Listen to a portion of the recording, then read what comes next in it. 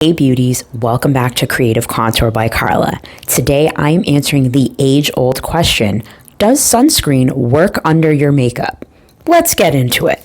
The first thing to keep in mind is that there are two types of sunscreen, physical sunscreen and chemical sunscreen.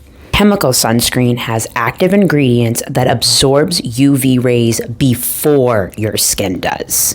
Physical sunscreen sits on top of the skin to reflect UV rays to prevent damage. In my opinion, a chemical sunscreen works best because it's being absorbed into the skin.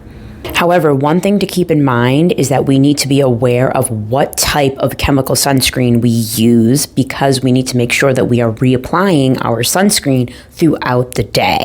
So I would recommend using a sunscreen mist because it's something that you can spray over your makeup and it will be absorbed into the skin. Beauties, I hope you found this helpful, and when you're ready, I'm ready. Let's go shopping for your sunscreen mist. See you soon.